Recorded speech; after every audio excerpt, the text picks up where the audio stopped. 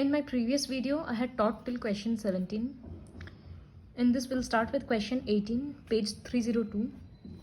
See, this is the figure. ABCD is a parallelogram in which AB is produced to E. मतलब यहाँ तक बढ़ाया गया है.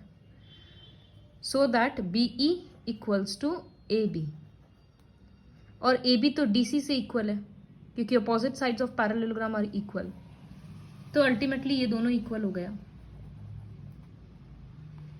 अब प्रूव करना है कि ED बाइसेक्ट्स BC. कौन सा साइड बाइसेक्ट हो रहा है? BC. तो इसका मतलब OB equals to OC equal prove करना है. तो ये दोनों ट्रायंगल को कॉन्ग्रुएंट प्रूव करेंगे. 3 क्राइटेरिया क्या है वो ऑलरेडी समझ आ रहा होगा. ये दोनों साइड इक्वल है. This angle equals to this angle, alternate interior, this equals to this, vertically opposite. Therefore triangle is congruent via AAS criteria. तो OB equals to OC CPCT. इसी तरह से 19th वाला क्वेश्चन है. इसमें बोल दिया गया है कि E is the midpoint of side BC. तो इस बार इन दोनों को इक्वल दे दिया गया. Now we have to prove that AF equals to 2AB. तो उसके लिए क्या करना होगा? ये दोनों ट्रायंगल को कॉन्ग्रुएंट प्रूव करेंगे. फिर लिख देंगे DC equals to BF CPCT. Will write DC equals to BF CPCT. पहले प्रूव करना, उसके बाद लिखना. But AB equals to DC क्योंकि पैरेललोग्राम को अपोजिट साइड्स है तो इसका मतलब तीनों एक दूसरे से इक्वल है.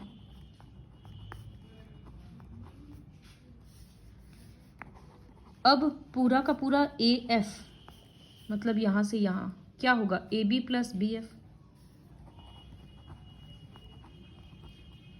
BF के बदले हम AB लिख सकते हैं तो AB प्लस AB तो हो गया 2AB.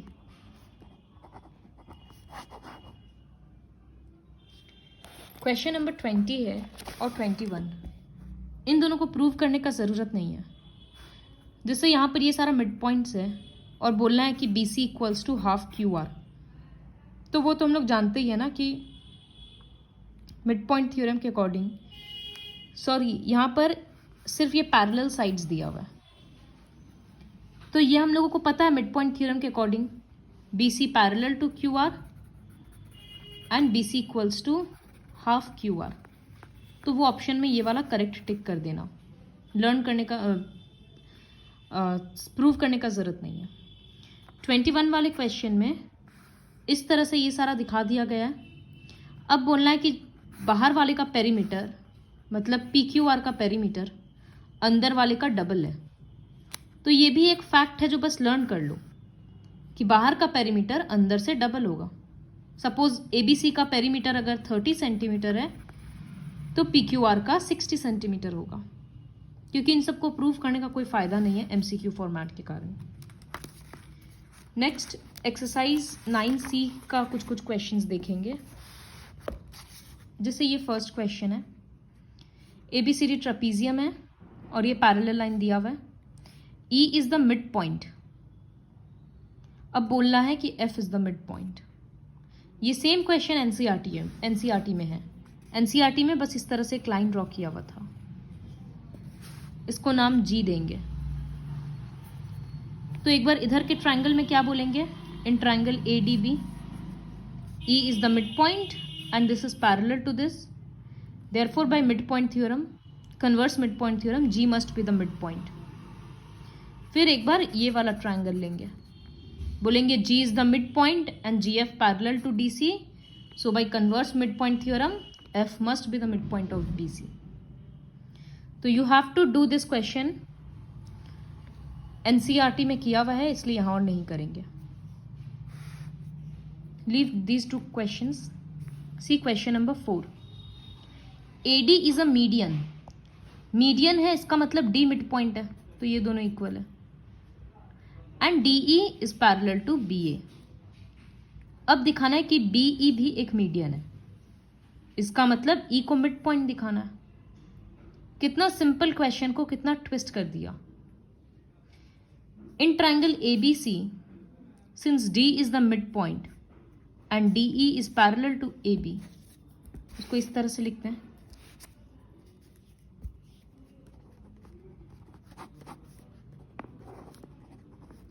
In triangle ABC, D is the midpoint of BC and DE parallel to BA. एक मिड पॉइंट है और साइड पैरेलल है, इसका मतलब दूसरे वाले को मिड पॉइंट होना ही पड़ेगा. तो देयरफॉर उस थ्योरम को बोलते हैं converse mid point theorem. So by converse mid point theorem E is the midpoint of AC. तो E मिड पॉइंट है, इसका मतलब BE मीडियन है. Thus BE is the median. इतना सिंपल क्वेश्चन है. फिर question number 5.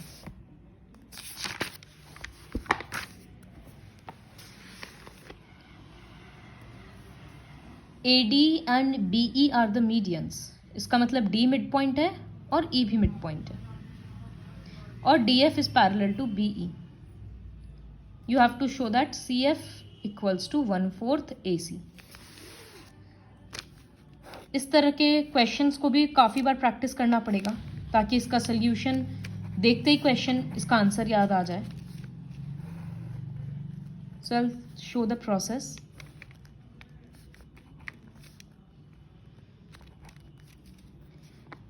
AD is the median.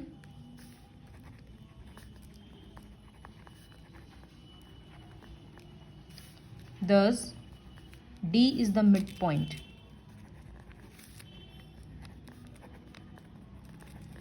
of BC. Also BE is the median.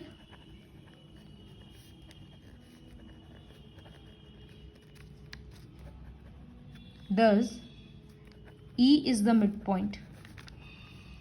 किसका mid होगा? पूरे ट्रायंगल का है तो E AC का होगा, तो मिड पॉइंट ऑफ AC.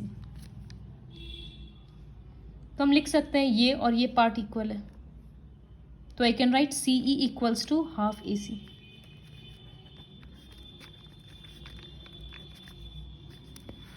अब ट्रायंगल लेंगे BEC.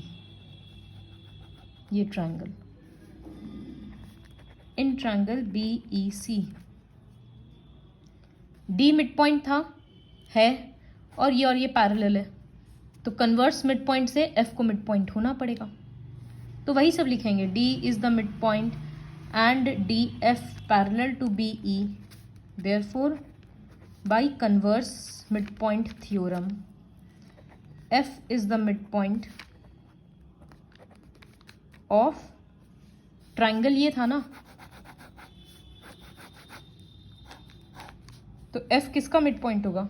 EC का. तो इसका मतलब CF equals to half EC, या CE कर देते हैं क्योंकि CE यूज हुआ है. अब CE के बदले क्या लिखेंगे? Half AC.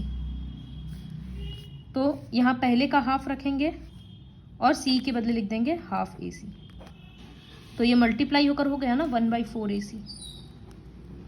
तो प्रूव हो गया that CF equals to 1/4 AC. फिर क्वेश्चन नंबर 6 है. ABCD एक पैरेललोग्राम है, E मिड पॉइंट है और इस तरह से लाइन सेगमेंट ड्रॉ किया गया. Now you have to prove AD equals to half GC.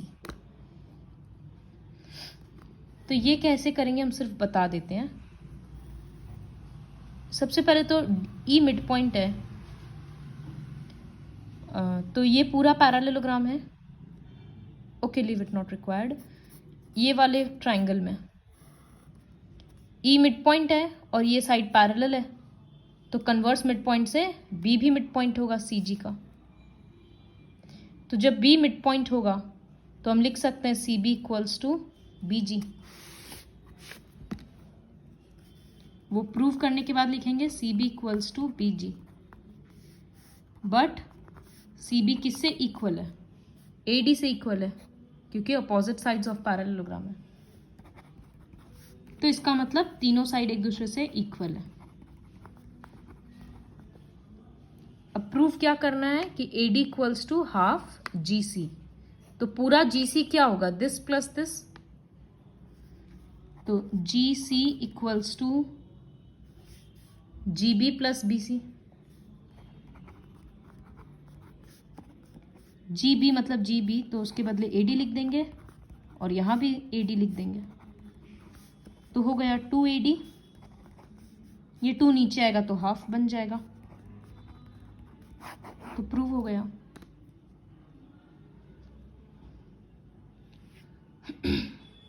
Next prove करना है कि DG मतलब ये इक्वल्स टू EB। तो मिड पॉइंट थ्योरम के कारण क्या होता है? पैरेलल भी होता है और हाफ भी होता है। तो लिखेंगे बाय मिड पॉइंट थ्योरम, ये सेकंड क्वेश्चन है, by mid point theorem EB equals to half DG। तो ये 2 ऊपर जाकर 2EB बन जाएगा। हो गया प्रूफ। क्वेश्चन नंबर 7 है, काफ़ी रफ में दिखा देते हैं, लेकिन ये बात याद रखना है। यह क्वेश्चन है कि अगर एक ट्राइंगल के सारे मिड पॉइंट्स को ज्वाइन करेंगे इस तरह से, तो चारों ट्राइंगल कॉन्ग्रुएंट है। ये बहुत इंपॉर्टेंट है, ये फैक्ट लर्न करना है कि डिवाइड्स इनटू 4 कॉन्ग्रुएंट ट्राइंगल्स। कैसे कॉन्ग्रुएंट हो रहा है? इन दोनों को कॉन्ग्रुएंट कर सकते हैं। ये इससे इक्वल ऑल्टरनेट इंटीरियर, ये इससे इक्वल ऑल्टरनेट इंटीरियर, और FD कॉमन है, तो हो गया इक्वल। उसी तरह से ये इससे इक्वल होगा और ये इससे इक्वल होगा। तो इसका मतलब चारों ट्राइंगल एक दूसरे से कॉन्ग्रुएंट है। तो हो गया ना, it gets divided into 4 congruent triangles. तो if you wish you can write this in your copy और you just have to remember it. फिर नेक्स्ट है EDF, वही सेम चीज है। अब बोला गया है EDF मतलब ये angle equals to, wait I redraw the figure.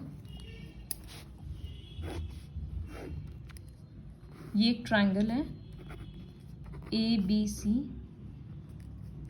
सी हम सारा प्रूफ नहीं करा रहे हैं, क्योंकि इस तरह से MCQ के लिए इतना प्रूफ भी करने का जरूरत नहीं है, लेकिन हम स्मार्ट वे में बता रहे हैं कि लर्न किस तरह से करना है, क्योंकि क्वेश्चंस में आएगा। अब यहां पर प्रूफ करना है EDF मतलब ये एंगल और एंगल A इक्वल है। तो क्यों इक्वल है? क्योंकि ये वाला एक पैरेललोग्राम है, ये शेप। तो हो गया पैरेललोग्राम का अपोजिट एंगल्स इक्वल। कैसे पैरेललोग्राम हुआ? बिकॉज ये साइड पूरा से पैरेलल है, तो आधा से भी होगा पैरेलल। उसी तरह से ये साइड पूरा से पैरेलल है, तो आधा से भी पैरेलल होगा। तो pair of opposite sides are equal and only parallel, therefore it is a parallelogram. उतना लिखने का जरूरत नहीं है। इसी तरह से बोला है दिखाओ कि ये वाला एंगल इससे इक्वल है। तो इस क्वेश्चन में कौन सा पैरेललोग्राम बन रहा है? ये वाला एक पैरेललोग्राम है। सेम लॉजिक से, this is parallel to this, this is parallel to this, तो अपोजिट एंगल्स इक्वल। तो सिर्फ ये सब चीज को ध्यान में रखना है। क्या चीज? इस एक ही फिगर से बहुत सारा क्वेश्चंस बताए थे कि बाहर वाला का पेरीमीटर अंदर का डबल होता है, एक बात। दूसरा ED equals to half AB होगा, ये भी एक प्रूफ में आया था। और ये दोनों अपोजिट एंगल्स इक्वल होगा, और ये कि 4 कॉन्ग्रुएंट ट्रायंगल्स में डिवाइड होगा। तो देखो एक ही फिगर से 5 क्वेश्चन बता दिए, बिना प्रूफ के वो लर्न करना कितना इजी है। अब इस तरह का क्वेश्चंस है, show that quadrilateral formed by joining the mid points of adjacent sides of a rectangle is rhombus. Question में क्या बोल रहा है कि एक रेक्टेंगल है, ABCD। अब इसका मिड पॉइंट्स, तो पास पास का मिड पॉइंट्स को ज्वाइन कर देना। ये तो बोलना है कि ये वाला फिगर एक रोम्बस है, PQRS is a rhombus. Prove करना हम ऑलरेडी सिखाए हैं NCERT में, so you can refer to that video और from your copy you can see the sum. अब लर्न करने का क्या तरीका है याद रखने का, कि रेक्टेंगल है बाहर वाला तो अंदर का रोम्बस बन रहा है। इसका रिवर्स, बाहर में अगर रोम्बस है और मिड पॉइंट्स को ज्वाइन करेंगे तो एक रेक्टेंगल बनेगा। बहुत इजी वे में बता रहे हैं, इससे इजी कहीं किसी वीडियो में कहीं इंटरनेट में नहीं मिलने वाला है। सो बाहर का रेक्टेंगल तो अंदर वाला रोम्बस, बाहर का रोम्बस तो अंदर वाला रेक्टेंगल, और बाहर का स्क्वायर है तो अंदर वाला भी स्क्वायर है। इस तरह से 2-3 बार करेंगे तो वो मेमोराइज हो जाएगा। You can right these things in your book, तो जब भी देखेंगे तो वो याद आएगा। तो उसके बेसिस पे ये सारा क्वेश्चंस हो जा रहा है। You can skip this question and this is also from NCERT। So with the help of this video, you'll have to complete exercise 9C.